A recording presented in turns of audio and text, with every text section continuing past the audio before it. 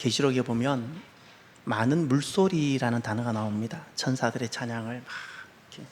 그 많은 물소리가 가지고 있는 의미는 그 거룩함, 웅장함, 장엄함, 거기에 우리가 압도됨, 뭐 이런 여러 가지 의미가 포함되어 있을 단어인데, 오늘 찬양대가 찬양하는데 이 많은 물소리가 느껴졌어요. 참 감격스럽고 거룩함이 느껴지고 기름 부음이 있으셔서 너무 좋았습니다. 한 주간 아마 가장 많이 언급된 단어가 손흥민이란 단어가 아닐까 싶습니다. 손흥민이라는 선수가 토트넘이라는 잉글랜드 프로축구단에서 10년간 선수로 뛰다가 이제 미국 LAFC라는 우리에게 낯선 팀으로 이적을 했습니다. 그 뉴스가 타진됐습니다. 전 세계 사람들이 손흥민이라는 사람에 대해서 긍정하고 좋아할 거라는 생각을 미처 했지만, 이번에 손흥민이라는 한 개인이 이적을 하면서 어떤 반향이 일어난지를 보고 제가 놀랐습니다. 제 생각을 뛰어넘었고 제가 생각한 손흥민이라는, 제가 생각했던 그 그림보다 더 큰 그림이었고 예측하지 못했던 많은 일들이 일어났습니다. 토트넘 내에서나 한국에서만이 아니라, 아니면 그 LA 구단에서가 아니라 전 세계적으로 지금 손흥민에 대해서 열광하고 있고, 영국, 유럽, 그리고 아시아 대륙 전체, 그리고 아메리카, 멕시코도 마찬가지 너무나도 열광하고 있습니다. 이미 그 미국 축구, 메이저리그 축구, 거기를 사커라 부르는데, 풋볼은 미식 축구를 말하는 것이고요. 거기엔 이미 우리가 알고 있는 유명한 선수들이 이미 들어갔습니다. 베컴이 들어가서 미국 축구를 바꿔놨고, 그리고 질라탄이라는 공격수, 그리고 잉글랜드를 주름잡았던 그 킹이었다고 불리움받았던 앙리가 그곳에서 마지막 축구 선수로 뛰었습니다. 지금은 축구의 그 신이라 부르나요? 그 메시가 거기서 뛰고 있습니다. 그런데 어느 선수도 지금 손흥민 같은 반향을 일으킨 선수가 없었어요. 미국 주요 방송과 주요 뉴스에서 계속해서 방송이 되고 있다고 합니다. 그리고 미국은 스포츠 대륙인데, 축구는 작은 스포츠예요. 정말 농구, 특히 야구, 정말 엄청난 스포츠들이 활발하게 움직이고 있는 진짜 스포츠 대륙인데, 금년 들어 가장 유니폼을 많이 판 선수가 딱 들어간 지 3일 만에 손흥민이가 되었답니다. 입단한 지 3일 만에 금년 1월부터 지금까지 유니폼을 팔았던 어떤 선수보다 손흥민 유니폼이 더 많이 팔렸다는 거예요. 기적입니다. 입장권이, LAFC 입장권이 손흥민 입단하고 나서 5배가 뛰었답니다. 미국의 저명한 기자가 이런 현상을 보고 이렇게 적었습니다. 미국 대선보다도 더 뜨겁다. 앙리는 이 일을 직접 보려고 파리에 있다가 손흥민 입단식 그런 상황들을 직접 보려고 LA에 직접 와서 이 모든 광경을 다 보고 인터뷰에서 이렇게 이야기합니다. 내 인생, 지금까지 나는 축구만 하고 살아왔는데 내 인생에서 이런 일은 처음 본다. 언젠가 우리가 2002년도 월드컵이 끝나고 히딩크 감독에게 우리가 한국 시민권을, 명예 시민권을 주었던 거 기억나시죠? 그 장면이 생생합니다. 그것은 우리가 너무 고맙고 결과를 이루어냈기 때문에 너무나도 우리가 기쁨으로 명예 시민권을, 한국 시민권을 주었습니다. 손흥민은 아무것도 미국에서 이룬 것이 없습니다. 그런데 도착하자마자 LA 시장이 엔젤리나 LA 시민권을 부여했습니다. 참 놀랍지 않습니까? 왜 전 세계 사람들은 손흥민을 이렇게 주목할까요? 한국 사람이면 주목하는 것이 이해가 됩니다. 그래도 아시아권 사람이면 좀 이해가 갑니다. 동질감이 있으니까. 근데 어떻게 전 세계 사람들이 이렇게 손흥민을 하는지, 더 놀라운 사실은 저를 놀라게 한 것이 있습니다. 그 우월의식에 젖어 있는 그 서구 사람들이 지금 동상을 세우자고 하는데, 토트넘에서 동상을 세우자고 하는데 케인이 아니고 손흥민입니다. 케인은 토트넘이란 100년 넘는 이 구단의 역사에서 가장 많은 골을 넣은 골잡이고, 지금 또 영국 국가대표 주전 공격수 포워드입니다. 그런데 케인이 아니라 손흥민을 동상을 세우자고 나오고 있습니다. 그래서 제가 생각해 봤습니다. 축구 선수들을 분류를 해 봤습니다. 5가지 형으로 분류를 해 봤습니다. 첫 번째, 메시. 정말 메시는 공을 잘 찹니다. 이 정도로 잘 차는 사람이 또 있을까 싶습니다. 이런 메시가 공격형 미드필더로 있게 되면 너무나도 전체가 안정이 됩니다. 정말 창의적인 어떤 패스가 나옵니다. 그리고 메시는 특별한 부정적인 이미지도 없습니다. 정말 공을 잘 차는 축구 선수. 메시를 모든 전 세계 사람들이 긍정을 합니다. 그런데 메시는 감동은 없습니다. 그냥 공을 잘 차는 선수. 1세기에 한번 나올 정도로 공을 정말 잘 차는 선수. 그 두 번째, 호날두. 공을 참 잘 찹니다. 손흥민 또 호날두를 보고 본인이 자랐습니다. 호날두 정말 공을 잘 찹니다. 근데 호날두를 가만히 보면 그가 선택하고 결정하는데 그 기준이 있고 목적이 있는데 그것이 자기였고 돈이었습니다. 팀보다 자기입니다. 그리고 돈이었습니다. 그에게 있어서 중요한 가치는 돈이었습니다. 그래서 호날두를 가만히 보면 말하지 않는 저항이 그 주변에 너무 많은 것이 느껴집니다. 그래 참 불쌍하다는 생각이 듭니다. 돈은 정말 많이 가졌을 것 같아요. 그런데 진정한 친구가 얼마가 될 것이며 그가 축구 선수로 몇 년을 더 살겠습니까? 축구 선수 끝나고 나서 그가 얼마나 점점 더 고독해질 것 같아요. 참 불쌍한 사람처럼 보입니다. 케인, 세 번째. 정말 공을 잘 찹니다. 저는 케인을 보면 행복해집니다. 그는 정말 그라운드 신사 같고 영국 신사 같습니다. 아직도 케인이 거칠게 공을 차거나 또 다른 선수를 넘어뜨리거나 아주 폭력적으로 하는 것을 지금까지 저는 본 적이 없습니다. 품격이 느껴져서 너무나도 좋습니다. 그는 자기 꿈을 찾아서 그 열심히 또 다른 곳으로 달려갔습니다. 아무도 그것을 반대할 사람이 없습니다. 근데 케인이 하는 그 모든 것에는 감동이 없습니다. 감동이 없고, 그리고 케인을 보면 그렇게 뛰어나고 탁월하고 공을 잘 차는데 지금 케인을 보면 점점 아쉬움이란 단어가 등장합니다. 만약에 그가 미넨으로 가지 않고 토트넘에서 계속 이런 일들을 이루었다면 어땠을까라고 생각하면서 케인을 보면 아쉬움이란 단어가 제게 자꾸 남습니다. 또 어떤 사람은 네 번째, 이런 유형이 있습니다. 공을 참 잘 찹니다. 재능입니다. 그런데 그는 자기가 원하는 대로 감독해 주길 바랍니다. 자기가 원하는 플레이를 할 수 있도록 위치를 해주길 바랍니다. 그렇지 아니할 땐 감독과 충돌하고 감독 위에도 있으려고 합니다. 통제가 불가능한 사람들입니다. 이런 사람들은 정말 재능인데 꽃을 피우는 경우를 제가 본 적이 없습니다. 지금 또 맨유에도 이런 선수들이 있었고 곳곳에도 이런 선수들이 있습니다. 한국 국가대표에도 이런 사람들이 있었습니다. 정말 재능인데 꽃을 못 피우는 것을 제가 봤습니다. 그리고 손흥민을 이야기해 보겠습니다. 공을 참 잘 찹니다. 유럽 사람들도 어려워하는 것, 그렇게 100m를 달리기 하듯 그렇게 전속력으로 달리면서 공을 다룬다는 것은 정말 어려운 겁니다. 정말 어려운데 손흥민이가 해냈습니다. 그리고 손흥민이는 모든 감독이 원하는 선수입니다. 세계 어느 팀을 가도, 어떤 팀을 가도 그는 주전이 가능한 몇 안 되는 선수입니다. 그런데 그가 그렇게 오라는 데가 많았습니다. 펩 가르디올라가 오라고 해도 그는 안 갔습니다. 리버풀 감독이 가장 자기가 후에 잘못한 것이 손흥민을 리버풀로 데려오지 않았던 것이라고 했습니다.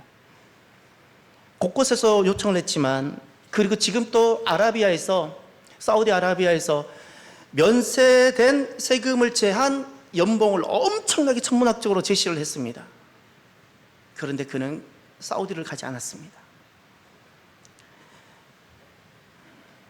그는 본인이 처하고 있는 그 팀이 어려움에 처했을 때 포기하지 않았습니다.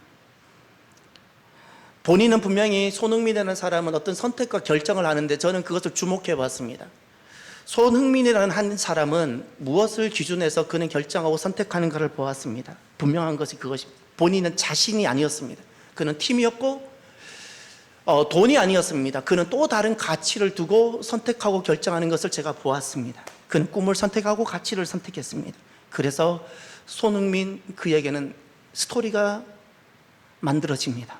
그래서 사람들이 주목하는 것이고 그를 보면서 감동을 하게 되는 겁니다. 무엇이 이렇게 손흥민을 만들었을까요? 저는 그 함부르크에서 듣도 보도 못한 한국 사람이 데뷔했다는 이야기를 듣고 깜짝 놀랐습니다. 18세에 함부르크라는 독일 분데스리가에 데뷔했다는 소식을 듣고 그 첫 골을 넣은 장면을 기억합니다. 아주 애띤 모습. 그 당시 손흥민보다 잘 차는 사람들이 너무나도 많았습니다. 정말 재능들이 막 널렸습니다. 근데 어떻게 그 많은 사람들은 지금 어디에 있는지도 알지도 못합니다. 관심도 없어졌습니다. 근데 손흥민은 어떻게 전 세계가 주목하고 이렇게 열광할까요? 미국 대선보다도 더 사람들이 주목할까요? 그 손흥민 이렇게 바꾸는 작은 차이는 무엇일까요? 손흥민은 그라운드라는 그 필드에서 공을 가지고 그는 축구를 한 것이 아니라 그는 스토리를 만들어낸 겁니다. 스토리를 만들어냈어요. 축구만으로는 절대 써내려갈 수 없는 겁니다. 절대 써내려갈 수 없는 그 스토리를 그는 공이라는 도구를 가지고 만들어냈습니다. 목표 본인이 아니었습니다. 팀이었습니다. 목적 돈이 아니었습니다. 또 다른 가치였습니다. 자세, 그는 순수한 열정, 그리고 목적과 목표에 집중을 하는 모습이었습니다. 저는 목사이기에 그에게는 신앙을 보기도 하지만 그건 일단 제하기도 하겠습니다. 여러분, 삶은 그라운드 위에서 뛰는 축구 선수와 같습니다. 저와 여러분의 삶은 제한된 시간, 축구 선수는 90분이라는 시간, 제한된 공간 안에서 뛰는 선수인데 우리의 삶이 바로 그와 같습니다. 한정된 시간, 한정된 공간이 주어졌고 여기에 우리는 마치 축구 선수, 공이라는 성경과 교회 그리고 각양 은사라는 것이 공으로 우리는 주어졌고 그 필드 위에서 뛰는 축구 선수와 같습니다. 손흥민을 기억해 주십시오. 그는 그라운드에서 공을 잘 차는 선수가 아니라 공이라는 것을 가지고 그라운드 위에서 그는 감동이라는 스토리를 써간 사람이었습니다. 오늘 저와 여러분들 누가 좋은 사람이며 누가 좋은 일꾼인가를 한번 생각해 보십시오. 좋은 선수는 너무 많습니다. 공을 잘 차는 선수는 세계에 널려 있습니다. 너무나도 많습니다. 기술, 전문성 너무나도 많습니다. 누가 좋은 선수이며 오늘날 찾는 사람은 누구일까요? 오늘날 세계가 원하고 오늘 하나님이 바라시는 사람은 누구일까요? 공을 잘 다루는 사람이 아니라 공이라는 도구를 가지고 교회나 성경이라는 도구를 가지고 감동의 스토리를 만들어내가는 사람입니다. 예수의 좋은 일꾼, 교회 생활을 잘하는 사람, 성도가 아니라 교회와 말씀이라는 하나님께서 우리에게 주신 각양의 귀한 복된 그 은사를 공으로 가지고 하나님의 스토리를 만들어내는 사람이 좋은 예수의 일꾼입니다. 어떻게 하면 교회와 말씀이라는 공을 가지고 나에게 주어진 제한된 시간, 나에게 주어진 제한된 공간에서 이런 감동의 스토리를 우리가 만들어낼 수 있을까요? 오늘 말씀을 통해서 우리가 그 하나님의 음성을 듣기를 바랍니다. 첫 번째가 내게 주어짐이 한정되어 있음을 기억하십시다. 한정되어져 있어요. 시간과 공간이 한정되어져 있습니다. 그리고 내게 주어진 시간이 내가 예측하고 있는 시간보다 더 빨리 교체되어 나는 나올 수 있다는 사실을 기억하십시오. 내가 자녀를 돌보는 시간, 내 꿈을 성취할 시간이 어쩌면 예상외로 짧을 수도 있습니다. 오늘 보면 1절을 보십시오. 그러나 성령이 밝히 말씀하시기를 후일에 어떤 사람들이 믿음에서 떠나 후일에 그랬죠. 이 후일이 어느 날, 뒷날이라는 단어가 아니라 마지막 때를 말합니다. 마지막 날. 성령님께서 밝히 분명하게 선명하게 드러내시면서 말씀하신 것이 있습니다. 마지막 날을 말씀하셨어요. 마지막 때에 지금 사도 바울에게 성령님께서 분명하게 그 초대교회 때 사도 바울에게 분명하게 종말을 말씀하셨고 마지막 때를 말씀하셨고 마지막이 있음을, 시간이 제한되어져 있음을 말씀하셨습니다. 우리가 살아가면서 이 제한된 시간이라는 것, 이게 바로 종말의식인데 이 제한된 시간은 우리에게 어떻게 다가오는가? 제한된 시간을 인식하는 순간 우리는 내 삶에 집중하게 되어지고 시간이 제한되어져 한정되어져 있다는 것을 내가 아는 순간 내 삶은 굉장히 단순해집니다. 축구선수를 기억하십시오. 축구선수는 항상 90분을 뜁니다. 축구선수가 마지막을 기억하십니까? 축구선수의 마지막 모습, 때로는 다치고 태클이 들어와서 넘어지고, 그런데 그 마지막 한 골을 더 넣으려고 1대0으로 지고 있는 팀 선수들의 모습을 보십니까? 그 남자들이 자기 몸은 돌보지 않고 그 남은 3분, 그 남은 5분 그 안에 한 골이라도 더 넣으려고 몸을 던지는 것을 보셨습니까? 그 선수들이 그 남은 마지막 5분 시간에 나는 오늘 저녁 가족들과 무엇을 먹을까 생각하는 선수 아무도 없습니다. 지금 내가 백화점에 옷이 무엇이 있는지, 나는 어떤 차를 좋아하는지를 생각하는 사람이 아무도 없습니다. 그들은 이 필드 위의 삶을 집중시킵니다. 매우 단순하게 그들은 뜁니다. 그래서 그들은 감동의 수를 써가는 겁니다. 우리가 살아가면서 종말에 대한 인식과 그리고 종말에 대한 준비를 내가 하게 되면 우리는 살아가면서 다가오는 수많은 유혹과 덜 중요한 가치들로부터 오는 많은 것으로부터 우리는 자유하게 될 겁니다. 내 안에 일어나는 욕심과 야망으로부터 내가 종말을 대입하는 순간 내 삶은 생각보다 단순해질 것입니다. 우리가 그 전문성 귀합니다. 기술 귀합니다. 그것을 넘어 우리가 영원히 남을 수 있는 감동적인 재능으로 끝나는 것이 아니라 영원히 남을 수 있는 재능, 그 감동을 써나려가는 일꾼이 되는 데 있어서 첫 번째 가장 기초가 하나 있는데 그 종말에 대한 인식입니다. 종말에 대한 인식, 그것이 우리가 감동의 스토리를 써가는 데 있어서 가장 기초 첫 번째 요소입니다. 사랑하는 성도 여러분, 우리는 제한된 시간과 공간을 부여받았습니다. 하나님께서 우리에게 많은 것을 요구하지 않으셨고 제한된 시간을 주셨고 제한된 공간입니다. 우리는 온 세상에 복음을 전하라 하셨지만 나에게 주신 공간은 제한됩니다. 여러분, 우리는 삶이 시작이 됐습니다. 내 삶의 끝을 보신 적 있나요? 정말 지혜롭고 그리고 복된 사람은 미리 내 삶의 끝을 한번 경험해 보는 사람입니다. 죽음을 미리 경험한 사람들은 참 복됩니다. 제게는 죽음이 찾아왔기 때문에 제가 이렇게 여기에 달려가고 있는 겁니다. 제게는 제가 원하지 않았던 죽음이 찾아왔고 제 종말을 한번 경험해 봤고 저는 항상 종말을 생각합니다. 항상 종말을 생각합니다. 항상 종말을 생각합니다. 종말을 생각하면 지금 나는 이것이 옳다고 생각하고 열심히 달려가지만 생각보다 무엇이 더 중요하고 옳은지가 선명해지고 내 삶은 굉장히 단순해집니다.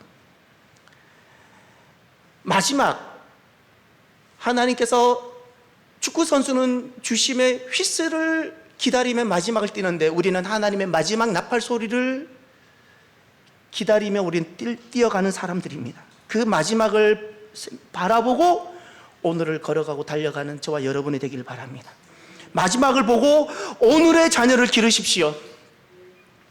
그 마지막 나팔 소리를 보면서 오늘 내가 직장을 다니십시오. 그 마지막 나팔 소리가 들리는데 그 마지막 나팔 소리를 생각하며 오늘 내가 교회를 섬기고 오늘의 삶을 살아내십시오. 그러면 오늘이라는 상황은 나에게 때로는 아픔, 때로는 어려움, 다양한 유혹, 미혹, 그리고 미혹, 덜 중요한 것에 내가 넘어가는 이 모든 것 견디고 분별하게 될 것입니다. 그리고 나도 모르는 순간 내가 마지막을 보고 이렇게 달려갈 때 내 뒤에 나도 모르는 작은 스토리가 기록되고 있을 것입니다. 그리고 두 번째, 교회와 말씀이라는 공을 하나님 우리에게 주셨습니다. 그리고 우리를 제한된 그라운드에 우리를 부르셨습니다. 어떻게 하면 재능이 있지만 없어져도 없어지는지 모른 채 이렇게 소멸되는 인생이 아니라 감동을 만들어내는 감동의 스토리를 낼 수 있는 일꾼이 될 수 있을까요? 두 번째입니다. 첫 마음을 지켜내십시오. 1절을 다시 보십시오. 그러나 성령이 밝히 말씀하시기를 후일에 어떤 사람들이 믿음에서 떠나 미혹하는 영과 귀신의 가르침을 따르리라 하셨으니 아멘. 여기에 마음이란 단어가 있습니다. 마음이란 단어가 보입니까? 제가 다시 읽겠습니다. 마음이란 단어를 찾아내십시오. 그러나 성령이 밝히 말씀하시기를 후일에 어떤 사람들이 믿음에서 떠나 미혹하는 영과 귀신의 가르침을 따르리라. 따르리라가 마음입니다. 따르리라는 것은 우리가 그렇게 번역했지 원래 원어는 마음을 바꾸다라는 뜻입니다. 마음을 돌리다. 믿음에서 떠나 마음을 돌린다는 겁니다. 마음이란 믿음이 자리하는 곳입니다. 마음이란 하나님이 우리 가운데 오셨을 때 거하시는 곳입니다. 마음이란 항상 하나님께서 나를 보고 싶을 때 보시는 바로 그곳이고 확인하고 싶은 곳 바로 그곳이 마음입니다. 마음은 분명히 내 몸보다도 더 분명한 나 자신이 마음입니다. 사람의 모든 역사는 마음에서 결정되고 일어나는 겁니다. 마음이 움직여야 몸이 움직입니다. 믿음에서 떠난다는 것은 교회를 출석하지 않는다든지 종교를 바꾼다는 말이 아닙니다. 마음을 바꾼다, 마음을 돌린다는 뜻입니다. 몸은 성전에 나왔을 수 있습니다. 몸은 누구를 만날 수도 있습니다. 근데 믿음을 떠난다라는 것은 마음을 돌렸다라는 뜻입니다. 마음을 돌리게 되면 내 생각과 삶의 방향이 달라지게 되고 달라진 대로 내 몸은 따르게 되기 때문에 그렇습니다. 오늘 본문에 보면 그 미혹하는 영이라 그랬죠. 미혹입니다. 무엇이 내 마음을 돌이켜게 하는가? 미혹이라 그랬어요. 진리가 아닌데 그것이 참인 줄 알고. 미혹이라는 것은 속임과 거짓이 전제되어져 있는 단어입니다. 속았다라는 겁니다. 이렇게 자녀 교육을 하는 것이 옳을 거라 생각하고, 이렇게 내가 예수를 믿는 것이 옳을 거라 생각하지만 우리는 그렇지 않은 경우가 생각보다 많습니다. 오늘 본문에 그 귀신의 가르침이라 그랬는데 원어에 보면 귀신이 아니라 이건 마귀라고 번역하는 단어입니다. 사탄의 교리를 말합니다. 사탄의 교리. 성경에서 말씀하시는 그 교리가 아니라 사탄의 교리. 마음이 돌아가게 되면, 마음을 미혹받아서 마음을 돌이키게 되면 사탄의 교리를 따르게 되게 됩니다. 순수라는 단어가 있습니다. 저는 그 단어를 참 사랑합니다. 오늘날에는 순수라는 단어를 잘 사용하지도 않고 들어보지도 못합니다. 순수는 참 아름다운 것입니다. 욕심과 야망, 폭력이 개입되지 않는 원초적 마음입니다. 모든 시작의 자리가 바로 순수입니다. 모든 시작은 순수로 시작합니다. 그런데 이 순수는 특징이 하나 있는데 오래 간직할수록 더 가치가 있게 되는 겁니다. 명품과 같은 겁니다. 시간이 갈수록 순수는 더 가치가 있게 됩니다. 왜냐하면 유혹과 미혹, 그리고 욕심과 야망, 불법이 개입되고 사람들은 성공과 또 소유와 행복을 위하여 이 순수와 그것을 바꿉니다. 순수를 바꿔서 성공하고, 소유하기 위해서 순수를 바꾸고, 행복하기 위하여 순수를 아낌없이 그들은 처분합니다. 그래서 그런 삶에는 감동이 없습니다. 순수하다라는 말은 이런 겁니다. 첫 마음을 지키고 있다라는 뜻입니다. 첫 마음을 지키고 있다. 이것이 순수입니다. 하나님께 대한 나의 첫 마음은 어떠할까요? 우리가 하나님을 처음 만났던 순간들이 있죠. 내게 처음 오셨던 순간들이 있죠. 우리가 처음 하나님께 응답했던 약속들이 있죠. 지금 그 첫 마음들이 어떠한지를 오늘 한번 돌아보셨으면 좋겠습니다. 우린 지금부터라도 다시금 나에게 있는 이 순수를 지켜갈 수 있습니다. 하나님께서 나에게 주신 그 은혜와 사랑을 지켜가고 간직하고, 그리고 우리가 하나님께 드렸던 그 마음들을 회복해서 이 마음들을 지켜가는 저와 여러분이 되길 바랍니다. 이것은 오래 지킬수록 가치가 있는 겁니다. 오래 지킬수록 주님께서 우리를 부르시는 그날까지 지켜간다면 가장 가치가 있는 것일 겁니다. 그때 감동의 스토리가 써져가는 겁니다. 순수를 지킬 때입니다. 마음을 지킬 때. 그리고 세 번째, 교회와 말씀이라는 공을 하나님께서 우리에게 주셨습니다. 그리고 우리를 그라운드라는 필드로 불러내셨습니다. 어떻게 하면 하나님 스토리를 감동적으로 우리가 써내려가는 좋은 일꾼이 될 수 있을까요? 세 번째입니다. 훈련에 적극적으로 참여하시고 훈련을 적극적으로 받으십시오. 훈련을 받으십시오. 6절을 보십시오. 내가 이것으로 형제를 깨우치면 그리스도 예수의 좋은 일꾼이 되어 믿음의 말씀과 내가 따르는 좋은 교훈으로 양육을 받으리라. 아멘.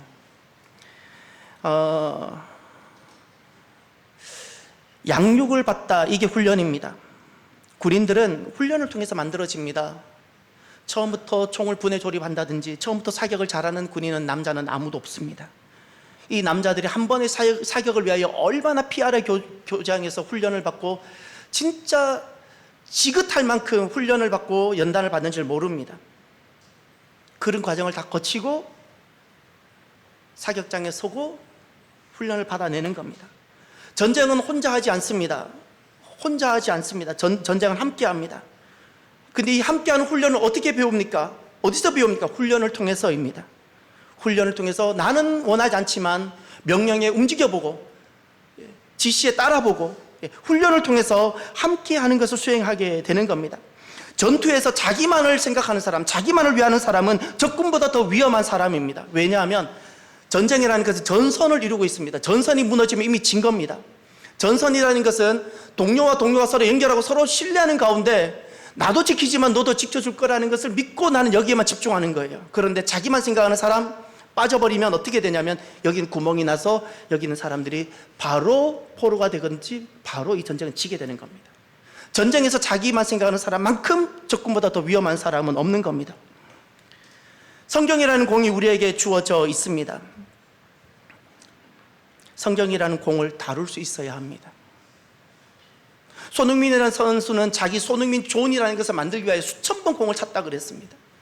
제가 배드민턴 운동을 하는데 그 국가대표 상비군에 있었던 사람을, 남자를 만난 적이 있습니다.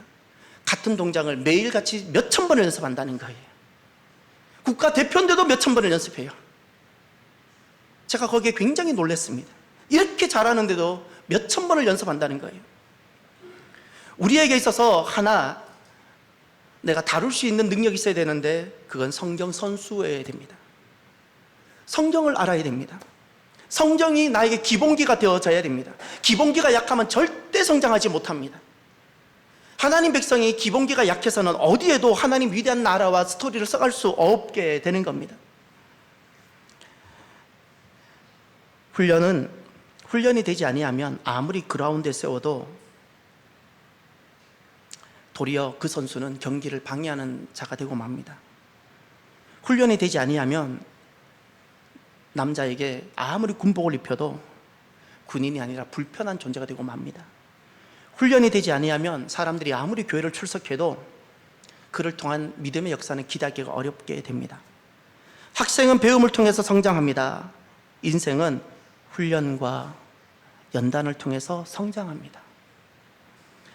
우리는 살아가면서 훈련이 불편하니까 우리가 거부하는 경향들이 있고, 교회 내에서도 언제부턴가 한국 교회 내에 훈련을 거부하는 새로운 운동들이 일어나기 시작하는 것을 보게 됩니다. 훈련받지 않아도 나는 신앙생활 잘할 수 있다고 생각하는 경향들이 지배적인 것을 봅니다. 주일만 출석하면 나는 신앙생활 잘할 거라고 생각하는 생각들이 너무 많이 평배하게 있는 것을 봅니다. 왜 훈련을 거부하는지 보면 이런 겁니다. 지금 당장 불편하니까. 신앙생활을 이렇게 힘들게 할 필요가 있느냐는 거예요. 내가 예수님 만나고 거듭나고 구원받았으면 됐지 뭘 더 내가 하냐고. 좀 편안했으면 좋겠다고. 세상에서도 이렇게 힘든데 여기 와서도 이렇게 힘들 필요가 있냐고. 꽃길 걸었으면 좋겠다고. 그러면서 또 한 가지 예를 드는 것이 훈련의 부작용입니다. 훈련했더니 이렇게 되더라. 훈련의 무효력을 이야기합니다. 저는 그런 분들을 만나면 꼭 이런 이야기를 해드리고 싶습니다. 지금 당장 불편하니까 편한 걸 추구하고 싶고, 훈련의 어떤 부작용 이야기하면서 무효, 훈련에 대한 양육에 대한 무효를 이야기하는 분들에게 저는 꼭 그분들을 다 만나고 해주고 싶은 이야기가 있습니다. 당신의 자녀가 지금 공부하고 당신의 자녀가 양육받는 것이 지금 불편하다고 당신은 아무것도 하지 않을 것입니까? 우리가 부모라는 위치에서 양육하는 것이 다 옳지 않기 때문에 실수가 있고 부작용이 있다고 당신은 자녀를 향한 교육과 양육을 멈출 것입니까? 만약에 멈추겠다는 사람은 저는 인정할 수 있습니다. 그럼 그렇게 하십시오. 그러면 당신은 영적 과정에서도 당신은 당신의 자녀, 당신 생명보다 더 귀한 자녀에게도 이렇게 했으니까 가능합니다. 그러나 당신의 자녀에게는 절대 그렇게 하지 아니하면서 본인의 영적 성장에 있어서 그렇게 한다면 이것은 이율배반적인 겁니다. 이런 것이 바로 거짓된 것이라는 겁니다. 우리의 훈련 내용은 성경과 교리입니다. 6절에 보면 믿음의 말씀, 그리고 좋은 교훈이라고 그랬죠. 믿음의 말씀이 성경을 말하고 좋은 교훈이라는 것이 바로 독트린, 교리입니다. 지난날 우리가 100년, 200년 전 한국에 복음이 들어오기 전에 믿음의 사람들은 굉장히 교리, 성경이 말하는 바가 주제별로 무엇인가를 그것을 철저하게 교육하고 배웠습니다. 오늘날 현대 한국 그리스도인들은 교리에 관심이 별로 없고 그냥 은혜 받는 데만 관심이 많습니다. 근데 중요한 것은 교리를 알지 못하면 하나님 말씀을 알지 못하는 것입니다. 내가 그냥 교회를 출석하고 종교적 경험으로 신앙생활을 하는 것이 지배적인 문화가 지금 한국 교회 문화입니다. 훈련되지 아니하면, 성경과 교회에 대해서 알지 못하면 우리가 하나님 스토리를 써낼 수 없습니다. 왜 훈련과 양육이 중요할까요? 감동적인 하나님 스토리를 써내려가기 위해서 하나님이 찾는 사람이 있습니다. 기본적으로 참는 사람이 있습니다. 그것이 성경과 교리로 훈련되고 양육된 사람입니다. 왜냐하면 그래야 그가 그 다음부터 필드에서 스토리를 써갈 수 있는 조건을 갖추고 있기 때문에 그렇습니다. 그라운드에서 성경과 교리를 가지고 뛰지 않으면 절대 하나님 스토리는 만들어지지 않습니다. 끝으로 사랑하는 성도 여러분, 교리와 말씀이라는 공을 가지고 교회와 말씀이라는 공을 가지고 우리가 어떻게 하면 감동적인 스토리를 만들어낼 수 있을까요? 네 번째입니다. 삶의 목표입니다. 목표. 신화가 아니라 경건이 되게 하십시오. 신화 아닙니다. 경건입니다. 7절과 8절을 볼까요? 다 함께 읽어봅시다. 망령되고 허탄한 신화를 버리고 경건에 이르도록 내 자신을 연단하라. 육체의 연단은 약간의 유익이 있으나 경건은 범사에 유익하니 금생과 내생에 약속이 있느니라. 거기 7절에 신화가 등장하고 7절과 8절에 경건이 등장하지요. 신화란 어떤 이야기라는 겁니다. 그런데 어떤 이야기인가? 망령된 이야기, 허탄한 이야기. 그 망령되다라는 단어를 원어를 보면 이런 뜻입니다. 접근하기 쉽다라는 뜻을 가지고 있습니다. 쉽게 말하면 지켜져야 되는데, 보호되어져야 되는데 담이 아무것도 없어서 너무나도 접근하기 쉬운 어떤 것, 그래서 거룩함도 없고 불경스럽다는 거예요. 이것이 바로 오늘 우리는 이걸 망령되다라고 번역한 겁니다. 허탄이란 단어는 이런 겁니다. 한국 사람으로 이 단어는 아무리 봐도 아직도 어렵지만 늙은 여자라는 뜻입니다. 늙은 여자가 하다라는 뜻이 이 허탄입니다. 우리 한국 사람은 서양 사람들이 그 헬라인들이 갖고 있는 늙은 여자가 하다는 그 부정적인 의미가 무엇인지를 가늠하기가 쉽진 않습니다. 그 문화 속에 들어가야 되기 때문에. 근데 중요한 것은 이건 부정적으로 쓰였습니다. 늙은 여자가 한다는 것은 도대체 무엇일까? 이것을 또 다르게 번역할 때는 어리석음이라 번역합니다. 비유적으로 이 늙은 여자가 했다는 것은 아주 하지 말아야 될 어리석은 어떤 것들을 한다는 겁니다. 이런 삶을 그라운드에서 제한된 공을 가지고, 제한된 시간 안에서 그 공을 가지고 아주 어리석은 일들을 하고 있다는 겁니다. 이런 일들을 하는 것을 신화라 부르는 겁니다. 근데 사람들이 이렇게 살아갑니다. 성공을 향해서 살아갑니다. 행복을 향해 살아갑니다. 이것이 지금은 대단한 위대한 일인 것 같은데 막상 딱 주심의 종료가 딱 불고 나면 아무것도 없습니다. 결혼은 행복이 목적이 아닙니다. 우리가 살아가는 것도 행복이 목적이 아닙니다. 성공도 목적이 아닙니다. 그래서 이런 것이 다 허탄하고 망령된 신화들인 겁니다. 그래서 주님은 말씀하셨습니다. 경건입니다. 경건에 이르도록 연단하라 말씀하셨어요. 경건이라는 것은 한국 사람들은 이렇게 받아들입니다. 유교의 영향으로 경건을 점잖은 것으로 생각합니다. 아닙니다. 점잖은 것과 신앙은 절대 비례하지 않습니다. 교회에서 점잖은 척 하지 마십시오. 신앙 아닙니다.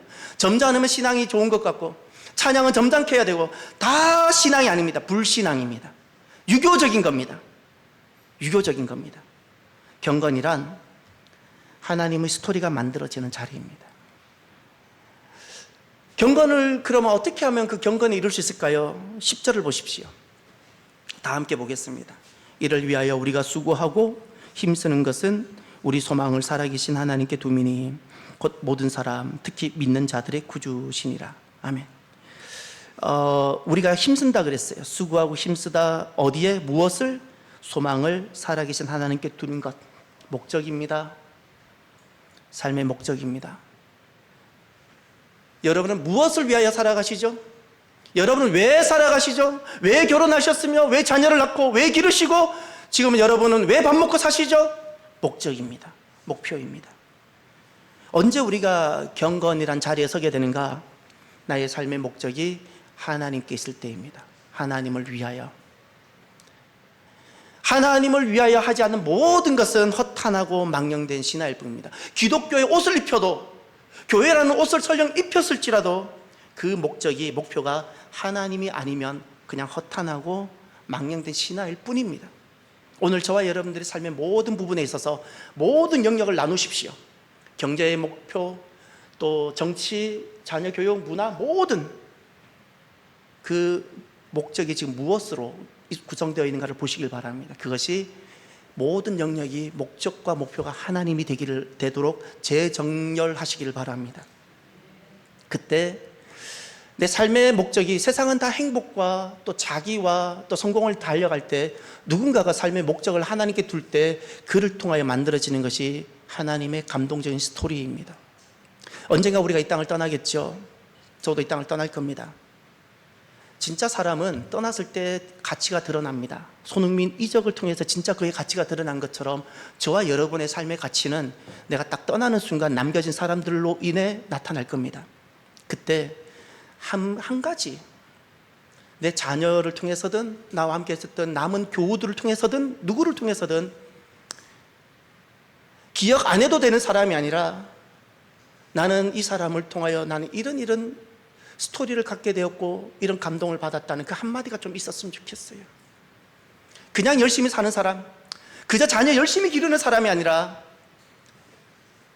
나는 내 어머니를 통하여, 나는 내 아버지를 통하여, 나는 우리 장로님을 통하여 나는 이런 하나님을 보았습니다 라는 감동의 스토리가 하나 남았으면 좋겠어요. 그것은 자기를 위하거나 흔히 일반 사람들이 생각하는 것을 향해 쫓아갈 때는 절대 만들어지지 않습니다.